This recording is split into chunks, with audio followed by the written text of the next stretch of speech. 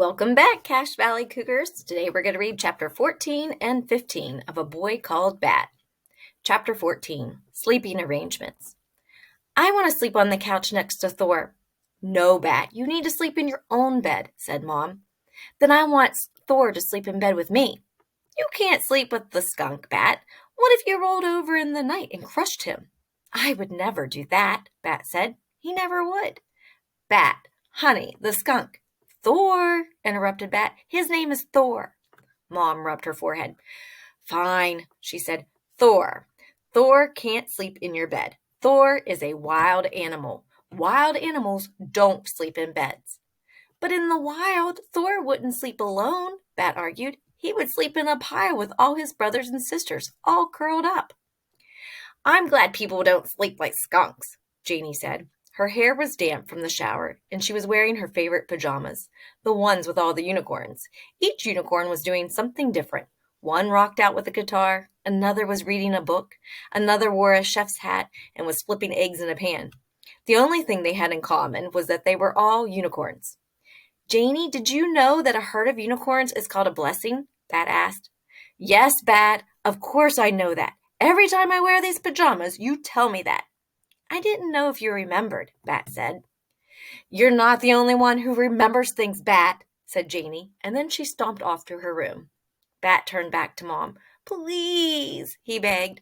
No, said Mom in her firm voice, but Bat knew Mom's firm voice. Sometimes if he pushed hard enough, he could change it into her soft voice, the one that let him have his way. I could be the one to feed him, and you could sleep all night, Bat said.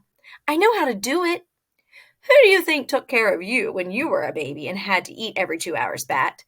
Mom asked. I took care of you and Janie. I can take care of one little skunk. If you let me help, Bat said, bargaining now, I promise I'll scrape all the extra food off my plate from now on and put it in the dishwasher after dinner. Mom smiled.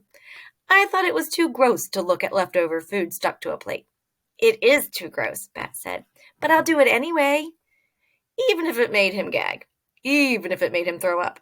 Besides, Bat said, I helped Thor go to the bathroom after he finished eating. If I can do that, I can do other gross things. Mom had taught Bat that baby skunks don't know how to go to the bathroom on their own when they're little babies. And if they don't pee and poop, they can die. In nature, their mother would help them learn. But since Thor was an orphan, every time he drank his formula, someone had to hold him up and rub his bottom with a wet cotton swab until he pooped and peed. At school, Bat had been helping to clean up Baby Cake's enclosure for a while now, and poop and pee were just part of having an animal. I'll tell you what, little Bat, Mom said, and her voice was softer now.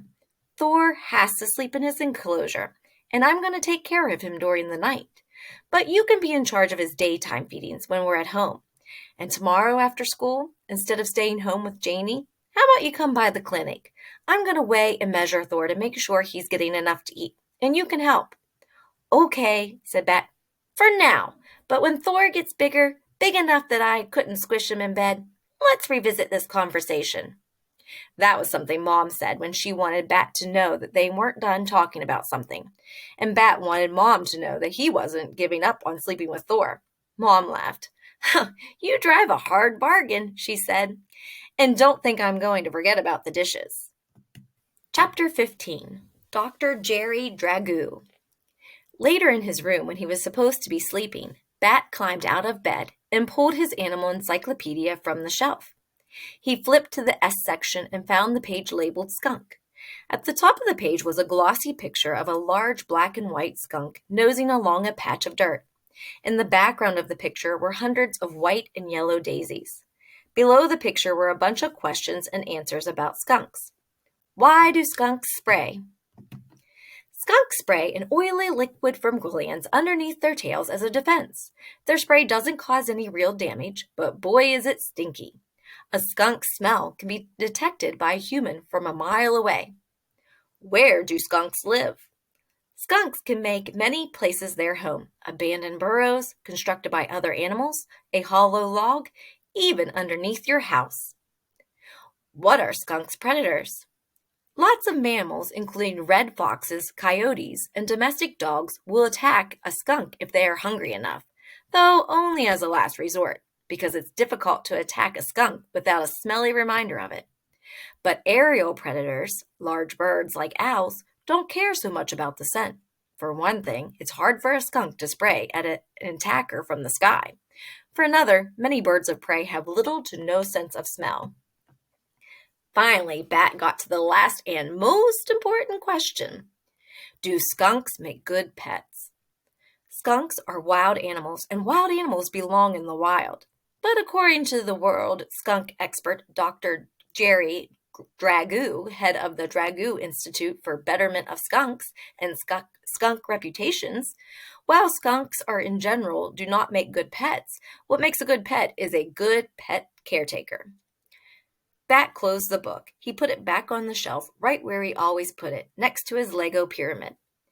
Dr. Jerry Dragoo, world skunk expert, Bat liked that name. He liked doctors because they usually knew lots of useful things. He liked the name Jerry because it was the same as that funny mouse in the old cartoons, the one who always outsmarted the cat. And Dragoo reminded him of dragon. Of course, there were probably no such things as dragons, but there might be. Dr. Jerry Dragoo, that was someone Bat would like to meet.